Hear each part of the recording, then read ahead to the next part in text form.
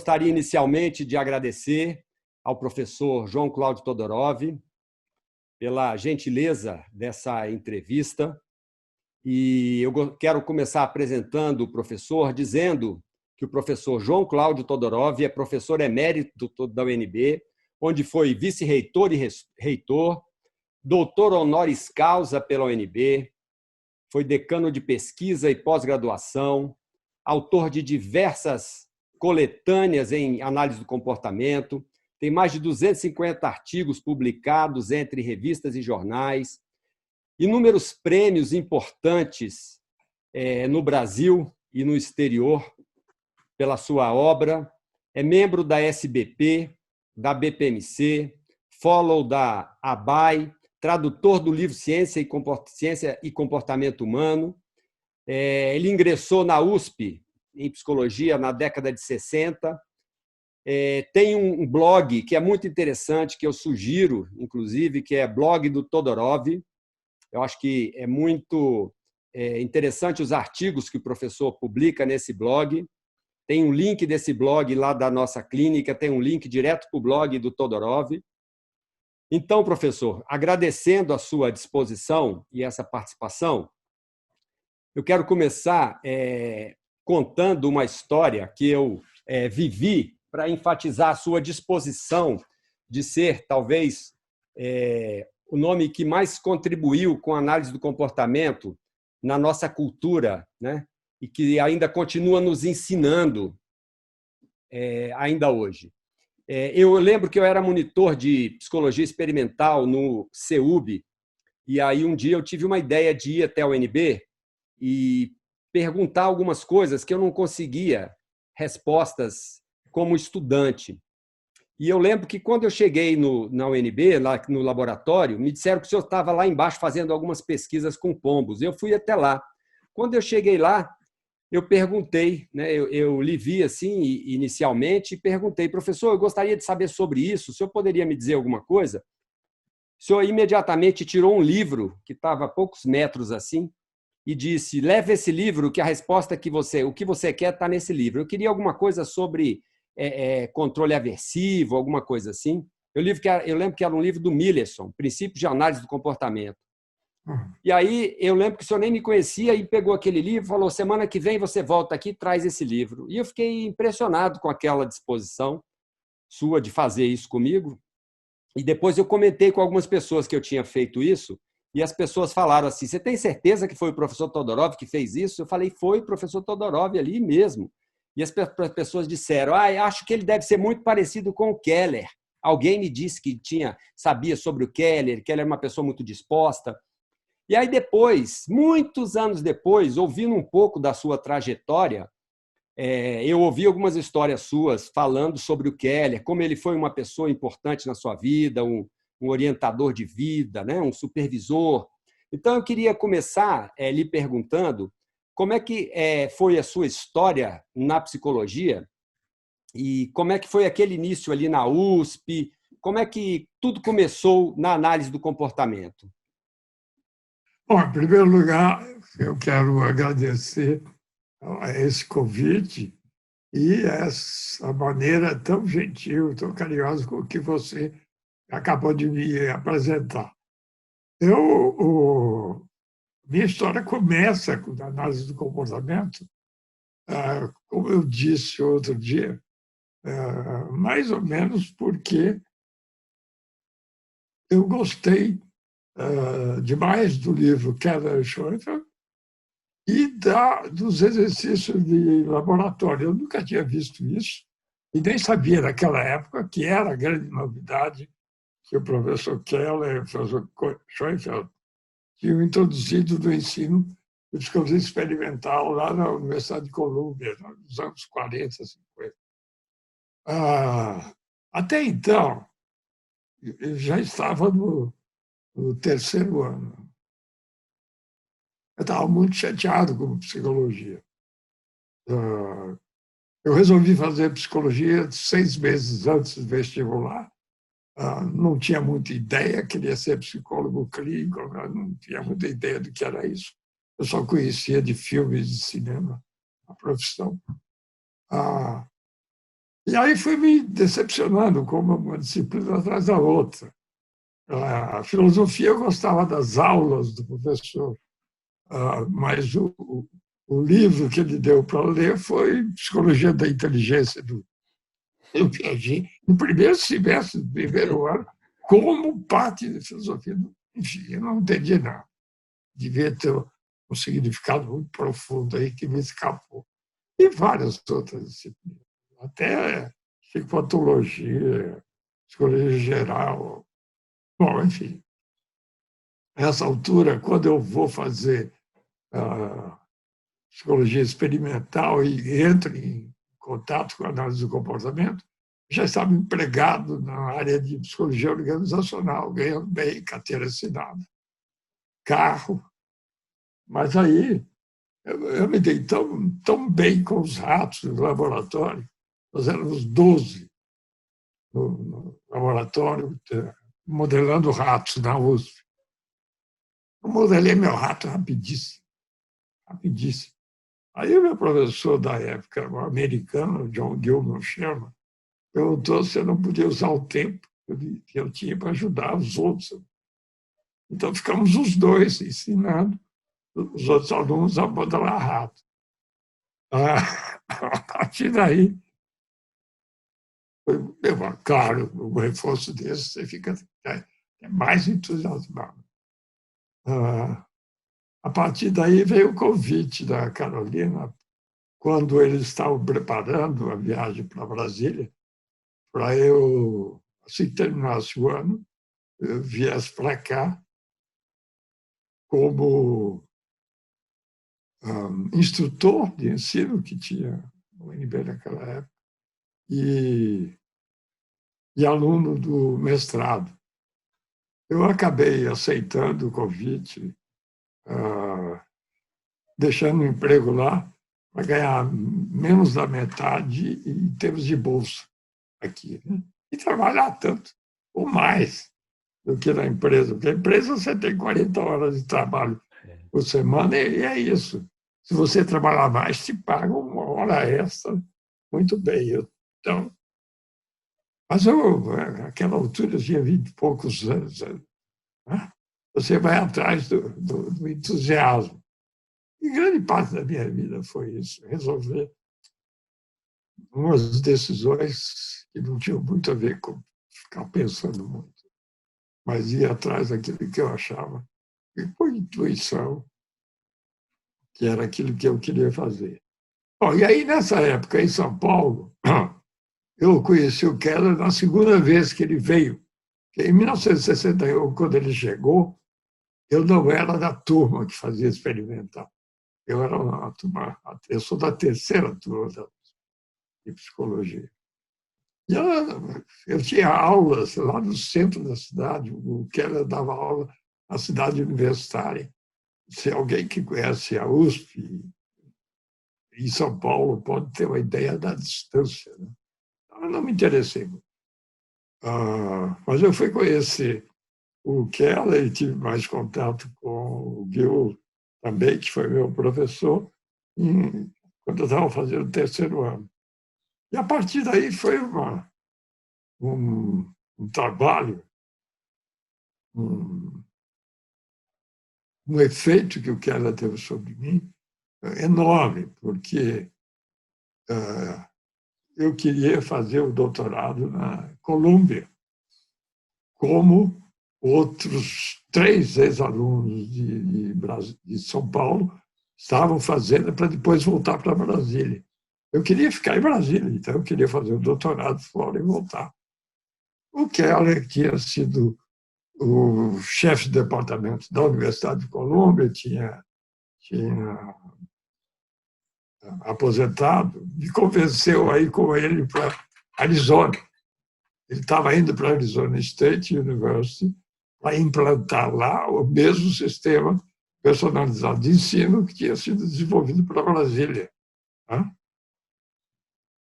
Eu acabei indo com ele e trabalhando lá com ele nessa função, ensinava o pessoal a modelar rato, esse trabalho de laboratório. Por isso é que uma vez eu escrevi uma coisa de brincadeira dizendo que a minha vida foi decidida pela minha habilidade de botar lá errado. Por isso é que eu fui convidado para ir para Brasília e por isso é que eu acabei, na época, no melhor lugar para estudar análise do comportamento do mundo, nos Estados Unidos, no mundo. Tanto que ficou conhecido historicamente como o Fort Skinner Isso. no deserto. É. Hoje em dia, o pessoal não gosta mais de faroeste, mas os bons tempos dos faroestes, você tinha os fortes no meio do deserto, com o exército americano perseguindo índios ou mexicanos. Bom, enfim. Nessa época, João, você já namorava a Sílvia? Eu conheci a Silvia aqui em Brasília, em 65. Eu vim para cá em maio de 64. A Silvia veio em 65. Ela veio como instrutor de sociologia. Eu era instrutor de psicologia, ela era instrutora de sociologia. Eu conheci em abril de 65 aqui. E, por coincidência, nós dois tínhamos, quando a gente se conheceu, já estava decidido que a gente iria para os Estados Unidos. Ela ganhou a bolsa da Fulbright. Eu não consegui passar na Fulbright no exame de inglês, mas a Arizona State University me ofereceu um trabalho. Então, eu fui com bolsa de trabalho, como o que eles chamavam de Faculty Associate, porque eles precisavam de mim lá para esse trabalho de modelagem dos animais. Né? Lá não era brincadeira, eram quase 200 alunos, tinha acho que 12 monitores, e esses 12 monitores, nem todos eles tinham modelado a vida rápida. Eu acabei liderando esse grupo, porque eu já tinha uma larga experiência nessa altura de ensinar alunos a modelar. Mas, bom, com isso, a Silvia foi para Ohio e a gente acabou combinando de se encontrar em Chicago, em 65, que tinha uma reunião da American Psychological Association. Era uma homenagem ao Skinner. E o Kelly fazia questão de ir. E a gente acabou combinando de se encontrar em Chicago. De Chicago até Arizona, nós fomos de carro. Eu, Silvia, dos Keller. Com os Keller, no Mercedes que ele foi dirigindo. 2 dias de viagem, né?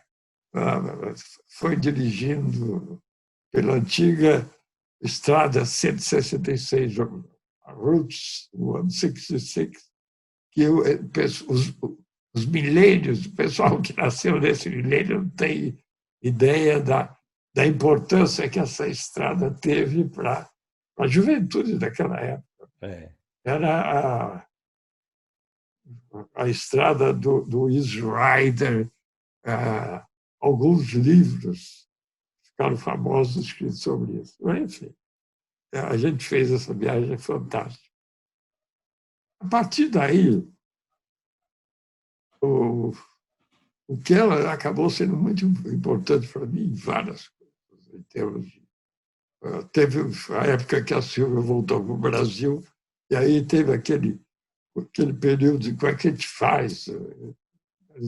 Eu teria que ir até o Brasil, casava, voltar, enfim. Eu não tinha ninguém para conversar. Se eu fosse o Keller, eu ficava no mato sem cachorro.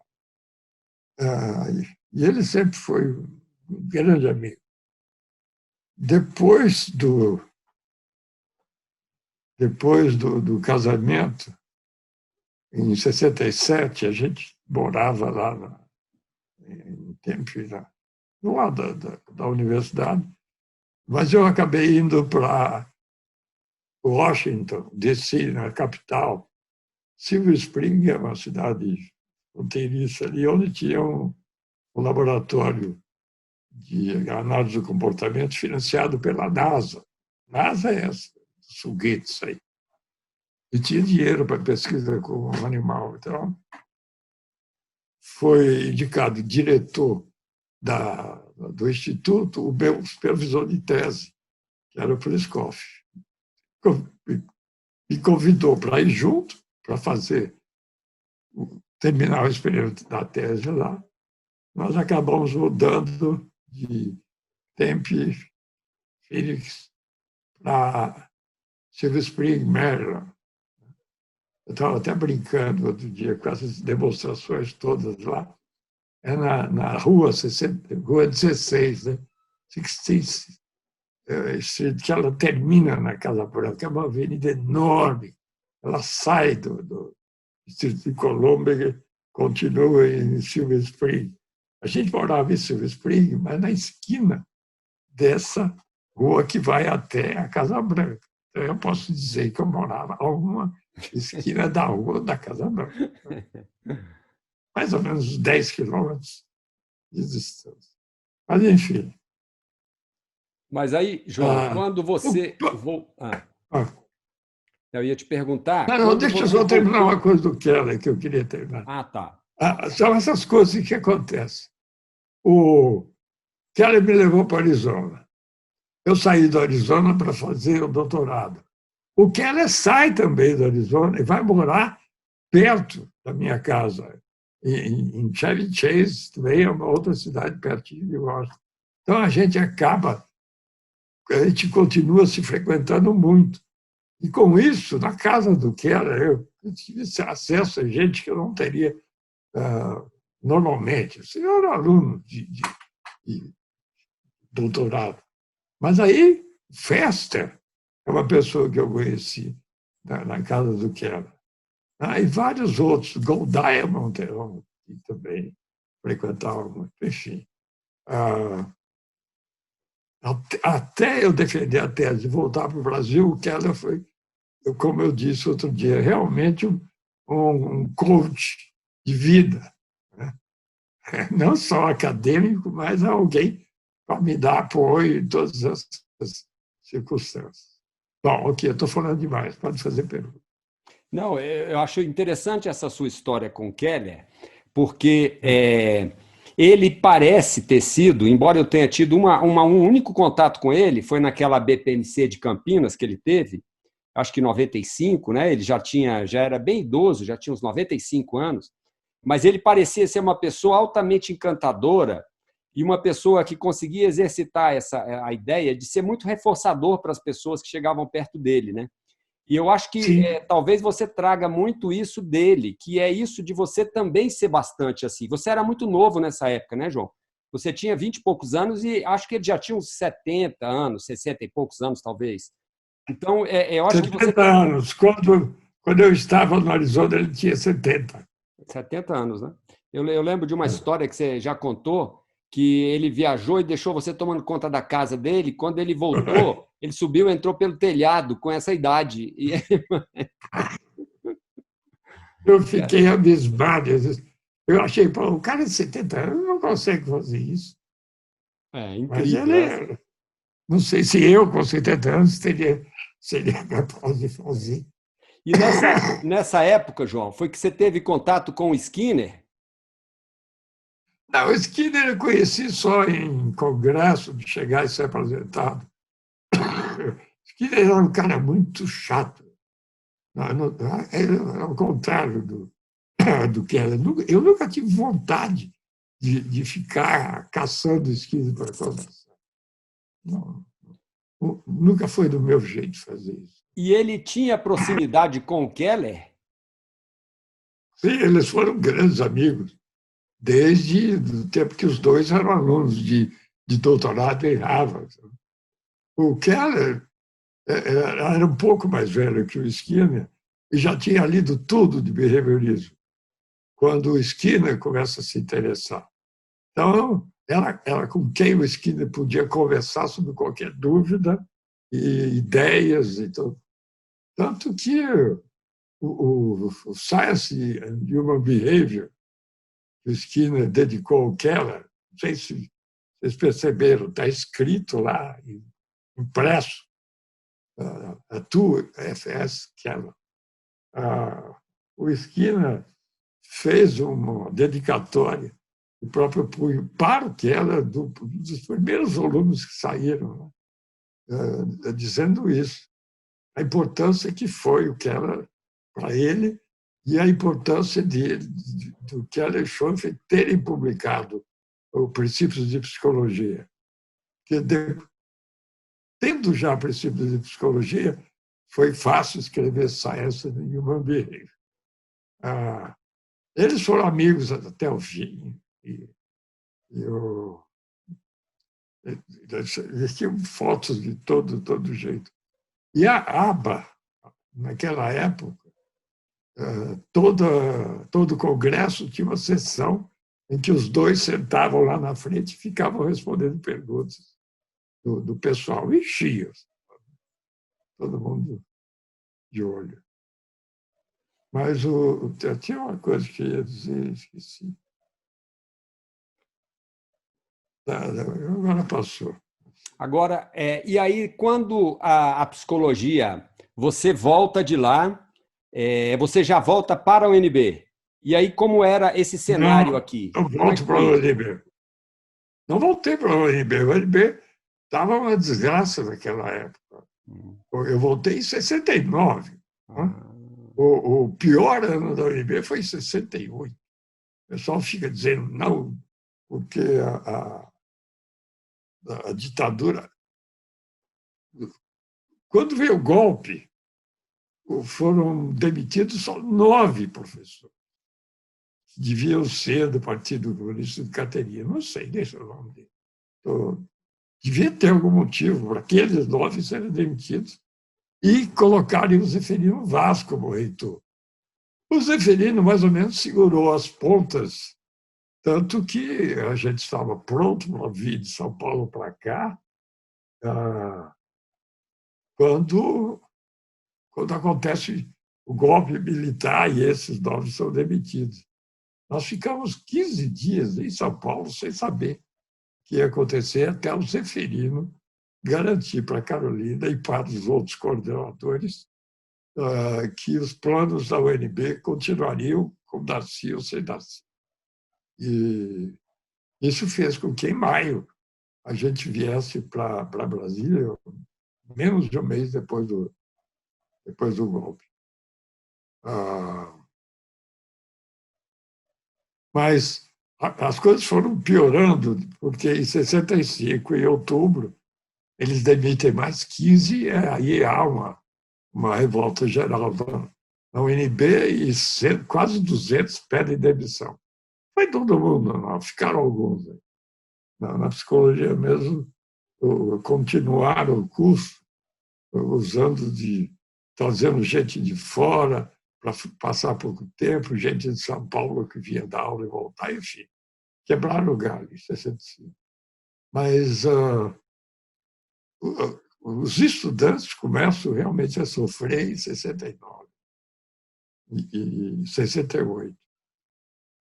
Mas eu não estava aqui nessa época. Eu saí em julho de 65 e só voltei em 73. Então, essa época pior eu não passei. Mas nem me passou pela cabeça, quando eu terminei o doutorado lá, de voltar para a UNB.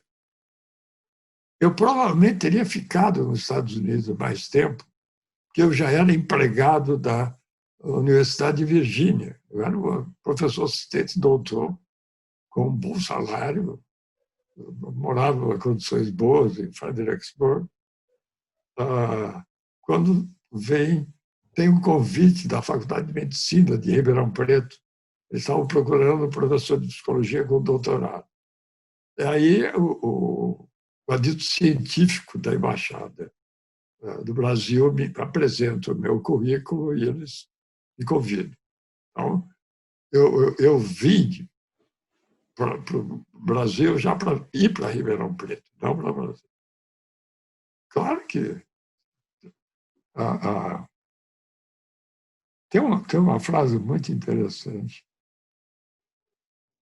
sobre saudade de um escritor moçambicano. Saudade é vontade de ver a farinha voltar a ser grão. É do Mia Né? Couto? Como? É do Mia É a Bia Couto? Couto. Saudade é ver a farinha voltar a ser grão. Não tinha como essa farinha voltar a ser grão em Brasília. Eu acabei indo para Ribeirão Preto e gostei, me dei muito bem. Mas o que mais você quer E perguntar? aí, Senão eu não, fico falando. eu quero te perguntar como foi o início aqui em Brasília, porque Brasília acabou se tornando um centro de análise do comportamento muito forte, que depois acabou, daqui saíram pessoas para Londrina, para Belém, né, e outros lugares. Né? Sim, Como é que foi isso? Como é que Brasília se estruturou tão fortemente na análise do comportamento? porque a Brasília já se estruturou como um curso completamente diferente do que existia no Brasil, com uma tradição mais americana, mais tipo americano, né? Com muita ênfase em pós-graduação e graduação ao mesmo tempo, e pesquisa. Então, eu passei aqui quanto tempo? Maio, passei 1 ano e meio, mais ou menos. Em Brasília, nesse meio tempo, eu terminei de traduzir ciência e comportamento humano e fiz a minha tese, a minha dissertação de mestrado. Eu tenho ela até hoje. Naquela época, a ideia é o seguinte: você faz quando o seu supervisor de dissertação diz que está boa, ele manda para uma banca de 3 pessoas que dão parecer.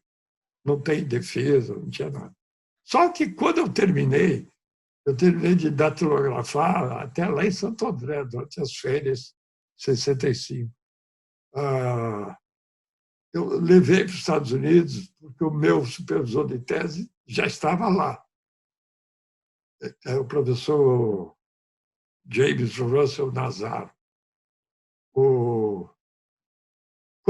Quando ele deu o ok para a tese, não tinha mais departamento. O pessoal tinha acabado de pedir demissão. Eu esqueci desse assunto. Não precisava disso para fazer o doutorado.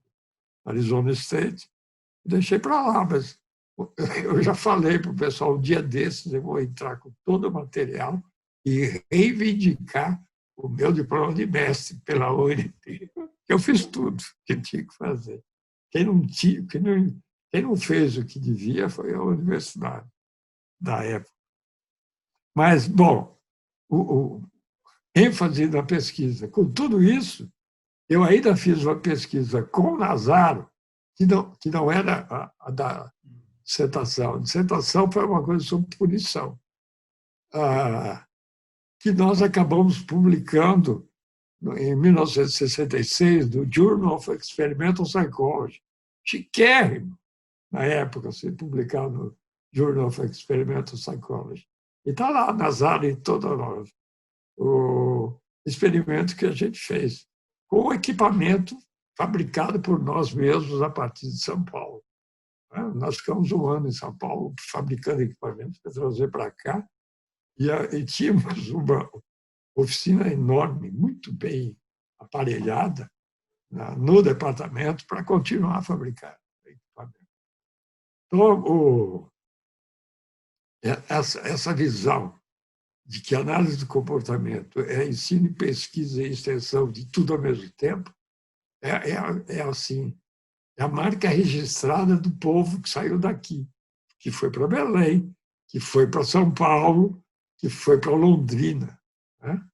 Eu gosto muito do pessoal de Londrina, do pessoal do Pará. A gente sente assim que são primos. Nós saímos daqui.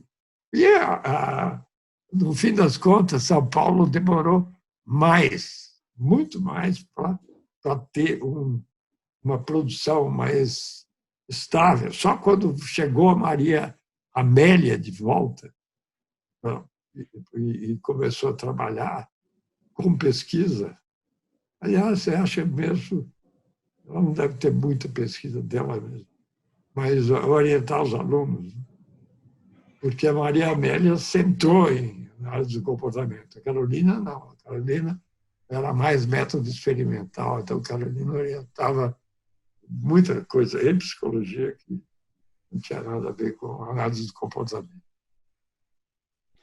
Mas, então, eu acho que essa marca registrada da UNB, ela é... Não é à toa que o nosso laboratório ganhou o prêmio anual da ABAI, né? Association for Behavioral Analysis International, pela produção continuada. Tem mais de 50 anos de trabalho continuado em pesquisa em análise de comportamento, naquele laboratório que, no momento, é liderado pela Joseli, mas já foi liderado pelo há mais tempo. E há muitas décadas atrás eu liderava. Ô, João Cláudio, como foi a sua experiência de traduzir o livro Ciência e Comportamento Humano, hein? Foi meio esquisito. Pelo seguinte, na General Electric, onde eu trabalhava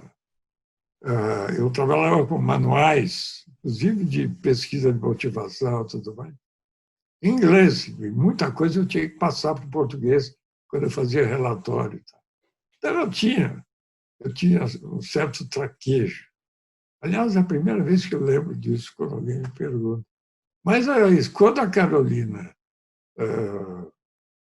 viu que eu lia com facilidade, e o meu inglês era bom, meu português era bom, pediu para eu traduzir Ciência e Comportamento Humano com o Rodolfo fazendo a revisão da minha tradução. Eu nunca tinha traduzido. E por isso é que a tradução é de nós dois. Eu falar a verdade, nunca trabalhei com ele. O que eu fazia era traduzir e passar para ele. Quando eu terminei de traduzir, passei. Quem cuidava de tudo era a Carolina, eu não tive mais acesso. Eu só fiquei sabendo depois, quando eu estava nos Estados Unidos, que em 67 a tradução tinha sido publicada pela UNB. Mas, então, não foi assim, alguma coisa de começar do zero. Eu tinha essa experiência anterior de General Electric. Interessante essa coisa de... Eu li em algum lugar, não foi você que me disse, mas eu li que você foi muito influenciado por filmes, quando você começou na psicologia, por assistir filmes. Isso procede? Não, sim. Eu nem sabia que existia psicologia clínica. Eu vi um filme com David Niven, ele era psicanalista, né? Com o negócio de psicologia clínica. Eu nem sabia que tinha essa diferença de análise e outra coisa. Mas eu falei, gostei da ideia. Aí alguém me disse que a USP estava começando o curso de psicologia. Quando eu fiquei sabendo que existia isso na USP, eu falei, não. Eu vou falar a verdade, a ideia de fazer engenharia era uma coisa que tinha colocado na minha cabeça quando eu estava ainda na escola maternal. Sabe quando você se dá bem com números fáceis, as outras crianças estão atrasadas, você está lá. Aí resolveram que eu ia ser engenheiro, já que eu era tão bom com números. E eu, o tempo todo, quando você começa a dar conta de você mesmo, você fica meio perdido, né? Quando tem uma história como essa. Eu acabei fazendo psicologia. Eu acho que mais... Eu conto essa história do filme, mas teve uma outra influência muito forte, que foi a matéria filosofia no terceiro ano do ensino médio, no antigo científico. A professora era muito boa, tanto que era uma assistente na USP e fez carreira na USP em filosofia depois. E era ótima professora, eu gostei muito. E foi lá que eu soube que existia uma psicologia experimental. Eu nunca me passou pela cabeça que psicologia poderia ser ciência, poderia ser experimental. Então, eu tinha essas informações. De um lado, o que eu tinha lido e visto e ouvido no curso de filosofia, e do outro, o cinema. Eu acabei... Mas isso daí só serviu de me fazer avançar, como se fosse aquelas cenoura que põe na frente do cavalo. Eu sei. Porque, para falar a verdade, eu nunca consegui ter aulas que me levassem a trabalhar com psicologia clínica. No Arizona, o chefe do departamento tinha um livro chamado Experimental Foundations of Clinical Psychology. Nós todos ficávamos oriçados dizendo, aí, está vendo? Por aí. Vai haver essa formação em análise do comportamento para trabalhar na clínica. Não teve nada disso. Me mandaram fazer estágio no hospital psiquiátrico. E naquela época já era tão atrasado como hoje estamos atrasados. É um absurdo que hoje ainda existam hospitais como aquele, mas é isso. O trabalho de estágio nosso, pessoal que fazia doutorado em análise de comportamento, era aplicar teste, basicamente. A figura humana, TAT, aquele da árvore, casa, enfim. É como se psicólogo fosse o cara que aplica teste. Testes projetivos. Em pacientes esquizofrênicos, psicopatas. É um negócio. Imagina. Eu fiquei completamente decepcionado. A única coisa que valeu a pena nesse ponto foi Lee Myerson, era um professor daquela época, eu chamava de psicologia excepcional, mas fez a gente trabalhar com crianças autistas, chamadas autistas. Aqueles casos extremos ficam fechados em clínicas. A família põe lá e os próprios profissionais da clínica esquecem. Então, aí deu para ter uma experiência.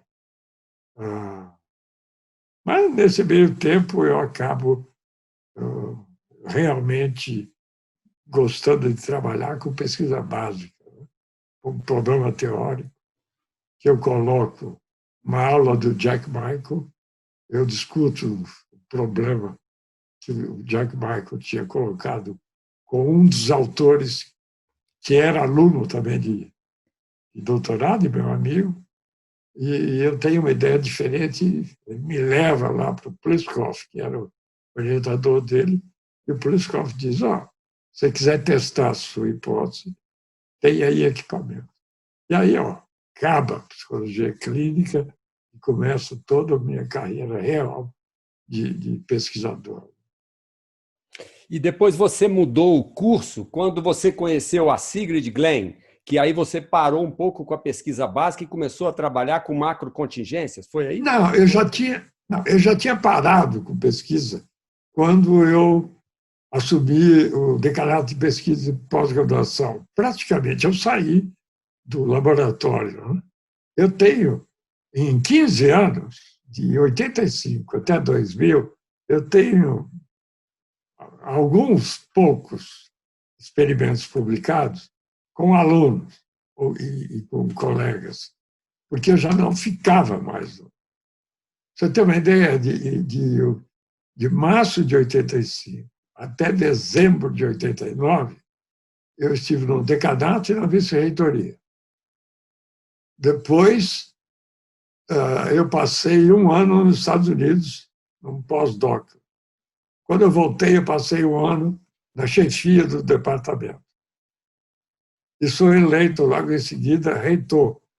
E fico até dezembro de 97 na reitoria. Saio da reitoria para ir para o governo Fernando Henrique para desenvolver o Programa Nacional de Educação na Reforma Agrária.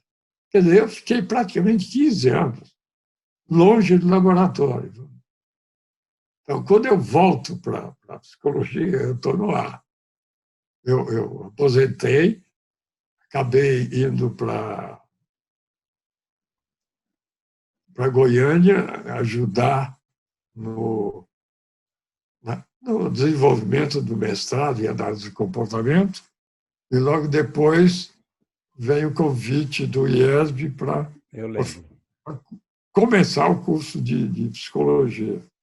Então, na UNB, eu praticamente não voltei para o laboratório. Nessa época, quem coordenava o laboratório era o Lincoln. Mas a questão da Sigrid é que, em 86, ela publicou um artigo que é clássico, foi traduzido para o português, está publicado na Revista Brasileira de Análise do Comportamento, que é Metacontingências em Walden 2. Ela pega o livro Walden 2 do Skinner e mostra que na parte mais social, ele aproveita coisas da antropologia, de antropólogo Weber, e quase que lança um conceito novo, mas não chega a lançar. O que ela faz é que, na verdade, há alguma coisa nova, e ela dá o nome de metacontingência a isso. Só que, naquela época, ela via metacontingência muito do jeito que o Skinner propunha grandes mudanças. Então, o exemplo que dá a Sigrid é despoluir uma cidade. Para fazer isso, é preciso o trabalho de muitos profissionais diferentes, comportamentos operantes sendo mantidos por suas consequências e, no conjunto, produzindo um produto agregado que seria acabar com a poluição. A Daisy, das Graças de Souza, naquela época, ela estava em Brasília, na UNB. Ela passou 5 anos aqui antes de voltar para São Carlos. Ela viu isso. Eu estava na vice-reitoria, mas era época de fim de ano. Eu estava como reitor interino. Férias, o reitor viajou e me deixou lá, tomando conta. A universidade estava fechada, não tinha trabalho nenhum. Só precisava de alguém para assinar coisas de emergência. E a Daisy me levou uma cópia e disse: você vai gostar disso. Eu gostei demais. Isso mudou meu tipo de trabalho e meu interesse. Eu nunca deixei de trabalhar com pesquisa básica, no momento todo, trabalhando com o grupo lá de São Carlos, com ratos e tudo mais, mas dentro do conceito de metacontingência. Mas o fato é que eu vi a Constituição que estava sendo discutida naquele momento. Lembra-se que a Constituição é de 88. Em 87, eu publiquei um artigo. Você até escreveu, né? A Constituição como metacontingências. Como metacontingência, publicado em 87, um ano antes dela ser aprovada. E depois, quando eu saio da administração, isso tudo, depois de 2000, eu passo a trabalhar praticamente quase só com isso. Eu tenho feito um monte de coisas dessa área. É interessante. João Cláudio, a gente tem um psicólogo que é analista do comportamento. Ele é psicólogo clínico lá na minha clínica, na Clínica Brasília de Psicologia. O nome dele é Wilson Bonfim Júnior. E ele é um leitor assíduo dos seus textos e da sua história, enfim. Ele sabe muito sobre você. E ele, quando eu falei que a gente ia fazer essa entrevista, ele gostaria de te fazer uma pergunta sobre um trabalho que você já desenvolveu. Eu vou passar aqui para ele te fazer essa pergunta. É o Wilson, tá? Ok. Olá, professor Todorov, tudo bem? Tudo bem. Primeiramente, eu queria agradecer ao senhor a honra, né, de estar podendo me dirigir ao senhor assim de uma forma mais próxima. Sou um admirador do senhor há bastante tempo já. Conheci a professora Alessandra na Universidade Católica. Ela introduziu alguns textos, né, que o senhor havia escrito. Conversávamos sobre as suas obras lá em grupos de estudo. E me sinto privilegiado por poder conversar com o senhor assim de forma tão próxima. Muito obrigado. Eu queria fazer uma pergunta para o senhor, que eu acho que mostra um pouquinho da sua dedicação aos temas sociais, né? Dois projetos que o senhor participou, né? Que o senhor foi o implementador e o criador, principalmente, que causam bastante curiosidade para a gente que te conhece, né? Que causaram uma transformação cultural mesmo em Brasília. Eu, como brasiliense, fui impactado diretamente por ambos, né? Um deles foi a questão da faixa de pedestre, né? Que foi revolucionário, que foi e até hoje é uma referência no Brasil do comportamento do brasiliense em relação à faixa de pedestre, né? E eu queria, se o senhor pudesse falar um pouquinho para a gente sobre os bastidores, sobre como surgiu a ideia, sobre qual foi o papel do senhor em relação a isso. E o outro também, que foi sobre a sua gestão como reitor da Universidade de Brasília, quando foi implementado o programa de avaliação seriada, né? E aí o senhor também teve participação nisso. Eu gostaria de conhecer um pouquinho a história, além das histórias lidas, né, em reportagens que a gente vê, um pouquinho de como foi para o senhor, como o senhor se sentiu, de onde surgiu a ideia, como era o contexto na época. O senhor poderia falar para a gente? Ok. Em primeiro lugar, eu sempre gosto de dizer, quando me perguntam sobre a Universidade de Brasília, eu digo, a Universidade de Brasília sempre foi uma obra coletiva. O que é que você fez, meu irmão? Eu fiz parte de um grupo que fez. Né? Então, quando você pergunta aí a questão da faixa de pedestre, ela dentro de uma questão mais geral que incomodava demais a cidade na época, que eram os grandes acidentes com mortes no eixão por excesso de velocidade, principalmente fins de semana com o pessoal dirigindo bêbado em alta velocidade. Então, o governo se interessou, o Correio Brasiliense, eu lembro que se interessou muito pelo assunto. Né? Eu acho que o Correio Brasiliense chegou a liderar uma marcha pela paz do trânsito, agora todo mundo de uma coisa assim, eu não lembro direitinho. Enfim, quando a mídia e o governo se interessam, a gente acaba, acho que foi mais ou menos nessa época, havia um fórum para discutir isso. Né? Nós temos um professor da UNB até hoje, que é especialista disso, que estava dirigindo esse fórum, eu acho. Eu não lembro exatamente quem fez isso. Mas havia uma discussão muito grande. Então, daí sai a ideia de que era necessário ter os pardais para diminuir a velocidade, tinha que cobrar, tinha que botar a velocidade máxima bem menor do que era na época e tinha que cobrar multa. De preferência, os pardais escondidos. Isso depois mudou, é outra história. E no bojo dessa discussão toda, ela acontecia na UNB. O coronel do Detran tinha voltado da Alemanha impressionado com o fato de que como a faixa de pedestre era respeitada. Ele propôs que se respeitasse isso. Todo mundo foi contra, houve uma grande discussão, mas a grande vantagem de você ter uma um fórum como esse, com representantes de todas as partes envolvidas, é que, em toda a discussão, surgiu a ideia de que, mesmo nesse caso da faixa, era possível.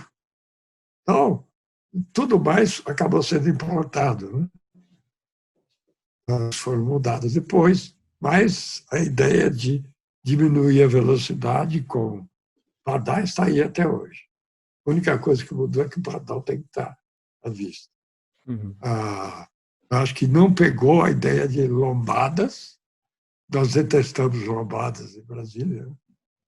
Mas com relação à faixa de pedestre, o que se fez foi pensar numa campanha, né? Não daria para você passar a exigir de uma hora para outra que a lei fosse cumprida. A lei já existia, só que ninguém, no Brasil inteiro, ninguém leva. É uma lei que não pegou.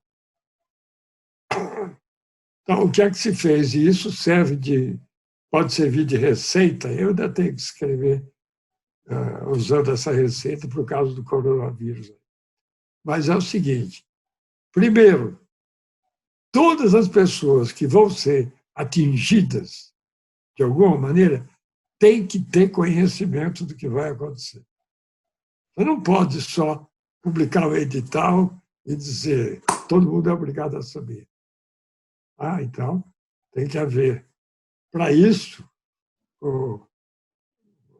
parte da mídia, que ainda não fazia parte, foi chamada a colaborar. Igrejas, ONGs, todo mundo que tivesse, de alguma maneira. Naquela época não tinha essas redes sociais. Hoje, chamaria todo mundo aí para todos os facilitadores, os formadores de opinião. Né? Tem os nomes aí de pessoas. Mas, enfim, a ideia é que todo mundo tenha a notícia. A partir do dia tal, vai haver multa. Quem não obedecer a faixa de pedestre, seja motorista, seja pedestre, vai ter multa. O pedestre é o seguinte: ele pode atravessar fora da faixa, mas se ele estiver no meio do quarteirão, se ele estiver próximo à faixa, 50 metros próximo à faixa, e atravessar fora, ele pode ser multado. Bom, então, primeiro chamar a atenção de todo mundo para avisar todo mundo. Artistas da cidade, escolas de teatro, alunos de teatro, todos foram convidados e todos adoraram mostrar, ir lá nos cruzamentos com nas faixas de pedestre mais frequentadas de Brasília, Taguatinga, Guará, tudo mais, mostrar para o povo como fazer. Atravessar pela faixa, esperar que o carro pare, atravessar, agradece e tudo mais. Ir nas escolas. O pessoal vestido de palhaço ia nas escolas para ensinar para as crianças. A grande vantagem de você ensinar para as crianças é que elas chegam em casa e ensinam aos pais. Enfim, então, foram 2 meses para garantir que todo mundo tivesse acesso à informação. No último mês, os guardas paravam o motorista que não respeitava a faixa para dizer para ele: olha, daqui a um mês, isso aí vai te custar R$500, seja lá o que for. Era uma multa grande. Né? Nós estamos fazendo uma campanha educativa para que você não faça mais desapego. Comece a respeitar a partir de agora, porque a partir do mês que vem vai haver multa. E a televisão estava em cima, mostrando o interessado. O rádio estava lá para entrevistar, o jornal para tirar foto e botar. Então, há uma ampla cobertura durante esse mês da fase educativa, né? da pessoa já. E, a partir do dia tal, 3 meses depois de iniciada a campanha, os guardas começam a multar. Você vê, numa cidade do tamanho de Brasília, foram só 65 multas. O povo já estava acostumado, os motoristas já sabiam e respeitam até hoje. Sim. Dá para tirar várias lições daí. Uma das coisas que eu disse é sempre uma obra coletiva. Você não pode dizer, não, eu sou o presidente, eu vou mandar fazer. Primeiro, você tem que garantir que quem tem que fazer saiba que tem que fazer. No Brasil, a gente acha que se a autoridade mandou, está mandada, acabou, todo mundo devia saber que tem que fazer. Não é assim. Bom, isso aí foi a faixa de pedestre. Várias cidades do Brasil tentaram fazer algo parecido. Algo parecido não funciona. Tem que ser tudo, a receita completa. Então, os lugares que tentaram fazer algo parecido não deu certo. Alguns lugares fizeram, deu certo, porque eles levaram, inclusive, o diretor do Detran daqui, que sabia o que aqui devia fazer. Mas foram poucas. Boa Vista, eu acho. Roraima, eu não lembro outra, 2 ou 3. Cidades grandes, o povo diz, aqui não vai dar certo. Porque, tranquilamente, se eu parar na faixa, o cara que vem atrás vai me bater. Bom, eu não discuto com ninguém. Mas eu sei como fazer. Não vou me esquentar a cabeça. Outra coisa é o PAS, Programa de Avaliação Seriada. Esse também depende de uma constelação. Eu digo, eu sou o reitor que assinou. Não foi o reitor que assinou, que fez sozinho. Vai começar, sem o governador não aconteceria, sem o secretário de Educação ia ficar complicado. Mas agora, a grande vantagem nisso é que talvez seja difícil outros lugares conseguir tão fácil quanto nós conseguimos, foi o fato de que o reitor era o Cristóvão Buarque e eu tinha sido vice-reitor dele. Então, a gente era muito amigos, e somos até hoje. O secretário de Educação era o Ibanes, Antônio Ibanes Ruiz, que também tinha sido reitor da UNB, a gente se conhece também há muito tempo. E eu nomeei uma comissão na UNB com representantes do ensino privado, do ensino público e professores da Faculdade de Educação da UNB para discutir o assunto PAS. Esse era um assunto que vinha sendo discutido. O assunto era vestibular, como acabar com o vestibular e aproveitar o desempenho do aluno na escola. Essa é uma proposta de um outro ex-reitor, nos tempos que ele era diretor da Diretoria de Acesso ao Ensino Superior. Ele tomava conta do vestibular, o Lauro Moro. Mas nunca deu certo, porque eu vou resumir o que essa comissão percebeu. O ensino público nunca chegava ao final do programa, nos 3 anos. O programa era o mesmo, mas nunca era dado. E o vestibular cobrava. O ensino privado, cada um ensinava determinados assuntos num ano diferente. Então, o A podia ensinar no primeiro ano do ensino médio, o B ensinava no terceiro ano do ensino médio. E o vestibular era o mesmo para todo mundo. Quer dizer, facilitava tremendamente a privada em cima do público, e algumas privadas acabavam saindo favorecidas também.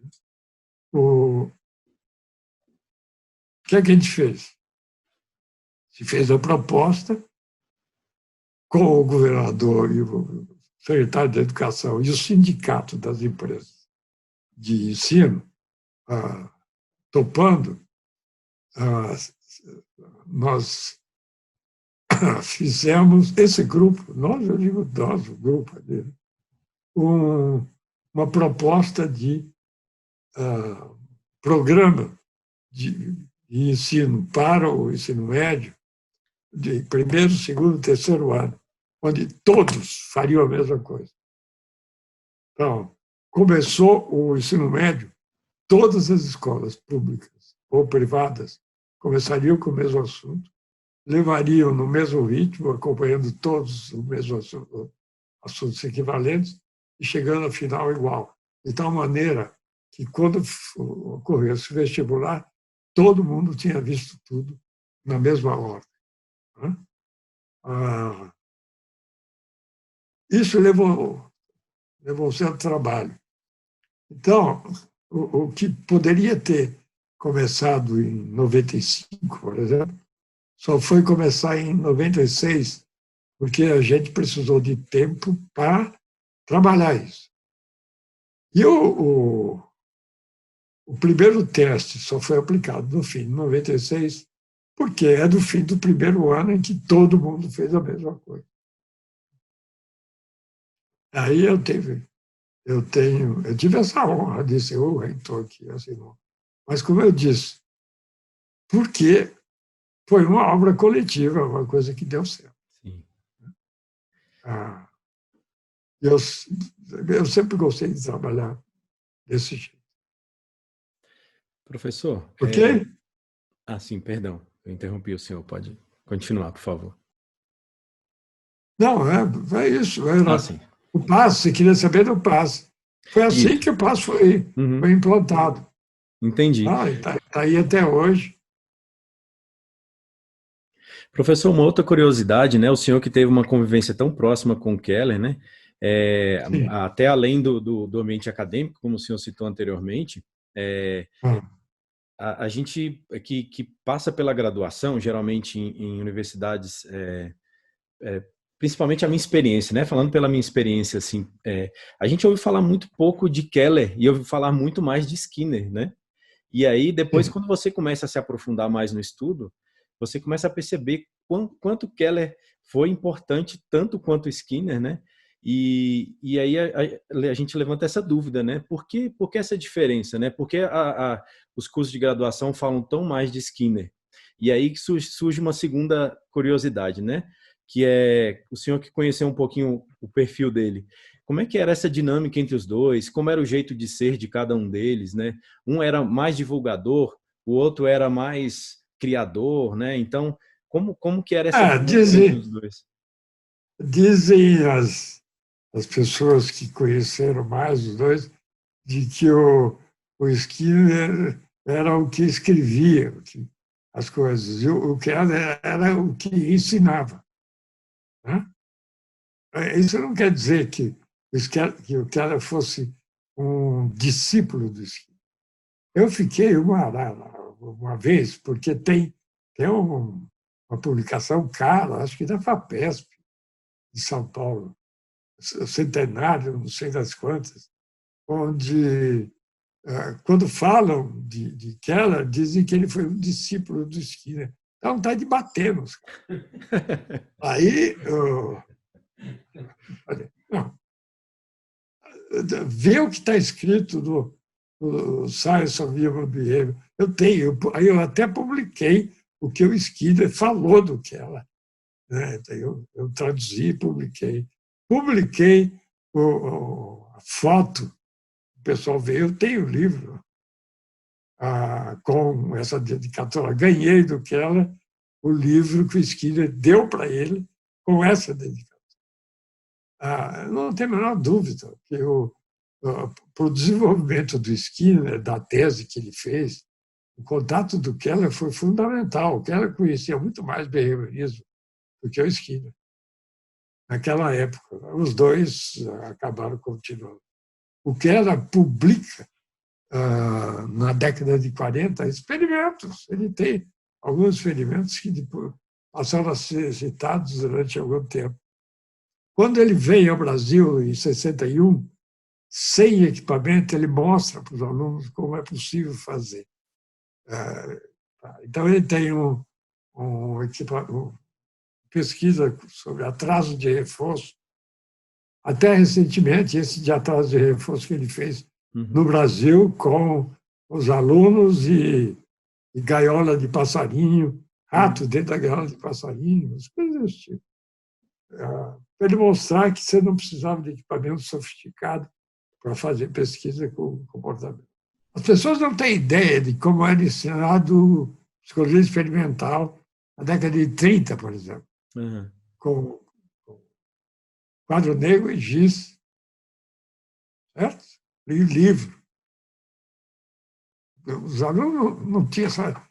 Hoje é tão fácil fazer experimento, inclusive com o computador agora, que as pessoas não têm ideia do que era o ensino de psicologia experimental antes do livro do Keller Scharf, antes da reforma que eles fizeram na Universidade de Colômbia. Então, esse equipamento todo que a gente viu nas caixas de esquina para ensino, eles fizeram para a Colômbia nos anos 40.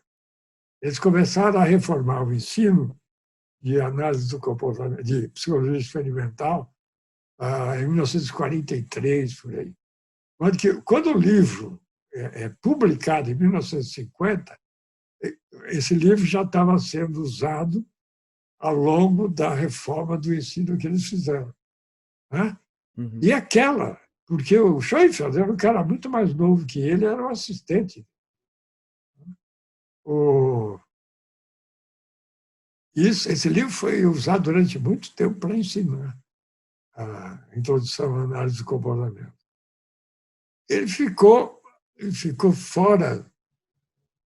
Eu não usaria hoje, porque já são quanto? De 50 para cá, já são 70 anos. Né? Eu preferiria, por exemplo, o livro do Millenson, Introdução à Análise do Comportamento, o princípio, que foi de 70 e... No Brasil foi publicado em 75. E tem depois, mais recente, o livro do Jack Michael, né? Como introdução. Mas, se vocês perceberem, já é uma introdução à análise experimental do comportamento. Não é um livro que aborda os temas tradicionais da psicologia experimental, que são percepção, motivação, coisas assim. Esses são temas que não interessam. Mas, enfim. Agora, por outro lado, o pessoal acha que eu sou suspeito, porque eu não era amigo do Keller. Então, eles mantêm, o pessoal da USP mantém que o Keller era discípulo do Skinner. Então, tá bom, professor. Eu queria agradecer essa oportunidade novamente, desejar tudo de bom ao senhor. Vou repassar a palavra agora para o professor Gilberto, ele vai dar continuidade à entrevista, tá? Ok, obrigado, Wilson. Obrigado, senhor. Um abraço. Ô, João Cláudio, só uma curiosidade, você falava do livro do Millenson. Eu aprendi análise do comportamento com aquele livro, Princípios da Análise do Comportamento, do Millenson. Eu acho que é um livro muito importante e que as pessoas hoje elas não conhecem aquele livro, acho que como deveriam conhecer. É um livro extremamente importante para um aluno de graduação entender, porque ele começa desde o início explicando o que é ciência até o final do livro. Ele tem um crescente em termos de ensinamento na análise do comportamento. Achei muito interessante você citar o Millenson, porque foi publicado, inclusive, pela editora da UNB, né? Na época. Eu acho que sim. Agora, o Millenson esteve aqui, esteve no Brasil durante 3 meses, antes de 75. Eu não lembro bem quando. Interessante. Teve o Berryman também aqui, né? O Berryman foi em 65. 64, ele deve ter chegado em 64. Eu fui aluno do Berryman, um curso sobre motivação, muito interessante. O Berryman ainda é dessa geração antiga. Os grandes temas vistos pela análise do comportamento. Interessante. Agora, eu quero te fazer uma última pergunta para a gente terminar, que é assim, eu acho que você sempre foi muito preocupado com esse trabalho em equipe, sabendo que essa visão personalista da psicologia, da análise do comportamento, não leva a lugar nenhum. Você foi também um dos principais responsáveis por aquele grupo que começou no início dos anos 2000, que é o Think Tank. Como é que esse trabalho está hoje e como é que isso está e aonde que você imagina que isso... Como é que está isso? Fala um pouco sobre isso. Interessante como começou. Eu não estava satisfeito com maneiras diferentes de tratar o assunto que começavam a aparecer e também reações ao conceito. Né?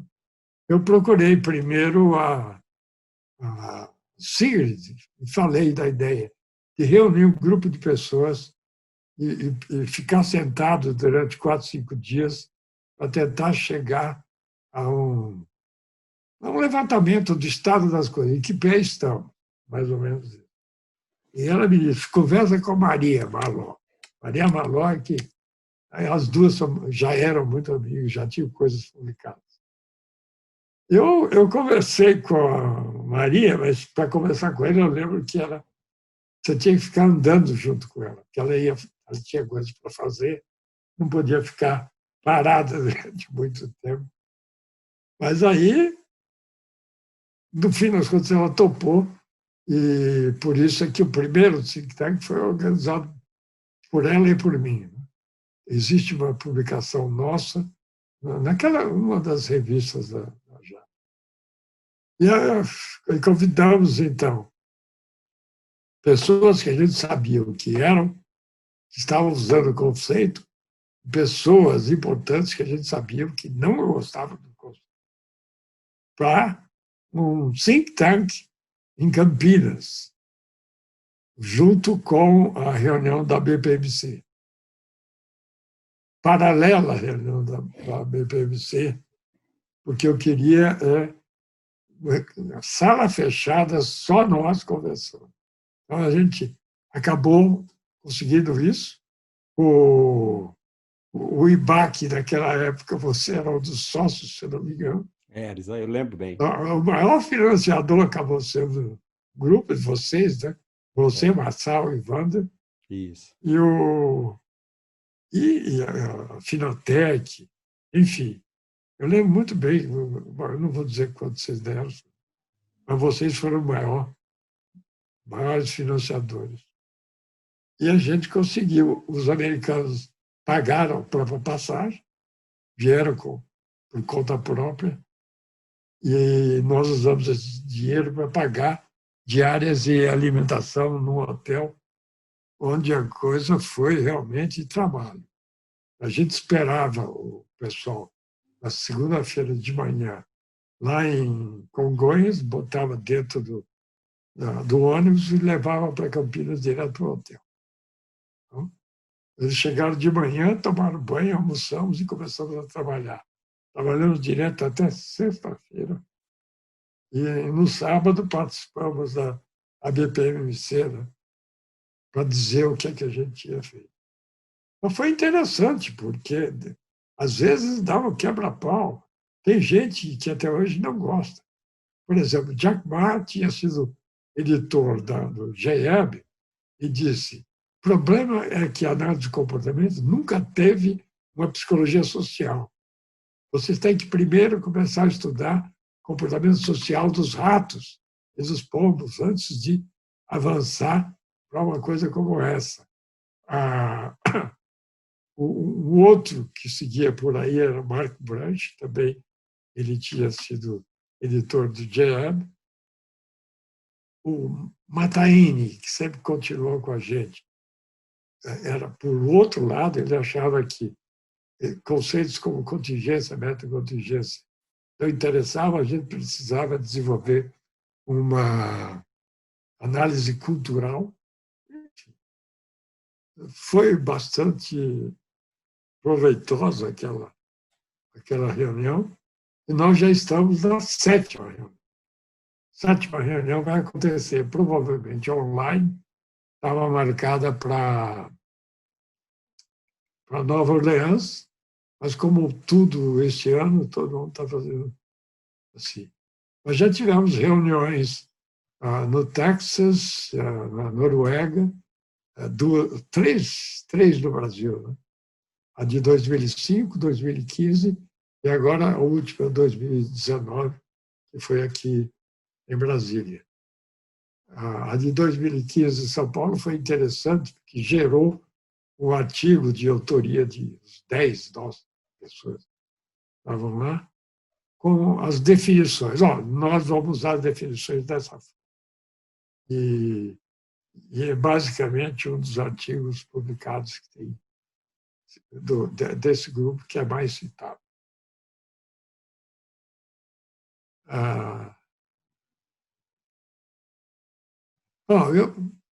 Eu acho que tem muita coisa que se poderia fazer, não só análise de comportamento, psicologia, qualquer outra coisa, mas reunindo gente por mais tempo para discutir.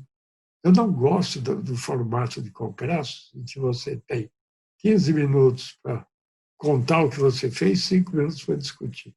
Ninguém discute nada. Pouca gente presta atenção no que você colocou. É verdade. E se o seu artigo não for muito bom, pouca gente vai ler e não vai ter efeito nenhum, a não ser um efeito bom para o seu currículo. Enfim, eu acho melhor sempre trabalhar em grupo. Então, ótimo. Aliás, eu estou envolvido com 2 pesquisas em grupo. Online, aqui em Brasília, são 3 alunos de graduação, a Helenice Hanna, que é colega, e o Ney Barroso, que é um psicólogo, especialista em informática, engenheiro elétrico, trabalha com informática na Câmara, e tem sido o nosso programador já há uns 10 anos, para o tipo de pesquisa que a gente faz. Então, esse grupo todo se reúne pelo Zoom, toda terça-feira, às 4 horas, e a pesquisa, eu acho que a gente vai conseguir fazer pesquisa online com as pessoas, cada uma na sua casa. Estou torcendo para dar certo. E o outro grupo é São Carlos, com ratos, os alunos que tocam a pesquisa. Eles se revezam, são 2, um dia vai um, outro dia vai outro. E a gente conversa pelo Zoom também, na sexta-feira, às 17 horas. E lá tem o grupo do Calil, que está em Oslo,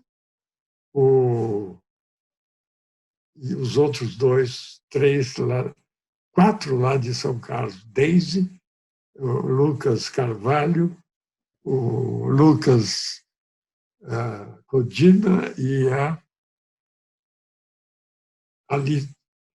Aline. Bom, enfim, são 2 pesquisas que eu estou envolvido diretamente, as 2 com o grupo. Legal. Eu quero lhe agradecer imensamente por essa entrevista. Quero sugerir às pessoas que estão assistindo que visitem o blog do professor Todorov. É um blog que ele traz alguns textos muito elucidativos, né? São textos assim que têm uma capacidade de sensibilizar a quem os lê muito importante. Eu já tive alguns alunos que eu indiquei o blog, que eu sempre indico o blog, tem um link na página da minha clínica para o blog do professor Todorov, e de vez em quando alguns alunos referem aos textos do blog, falando, nossa, como é bom esse texto, como é simples a forma como ele coloca. Então, eu sugiro enfaticamente, né, o blog do professor Todorov, e quero mais uma vez lhe agradecer muito. Eu acho que quem tiver oportunidade de assistir esse vídeo que ficará aí no YouTube vai ter oportunidade de conhecer um pouco das histórias da análise do comportamento e desse professor que já influenciou tanta gente, influenciou os nossos professores, né, e influenciou toda uma geração que vai influenciar aquela questão do 3º nível de seleção, Eu acho que os seus ensinamentos ainda vão muito longe. Então, mais uma vez, muito obrigado. Conte sempre com a gente e mande um abraço aí para a Sílvia e até breve. Obrigado. Tá Ok, bom. muito obrigado. Tá joia. Obrigado, João Cláudio. Aí, Até logo. até logo.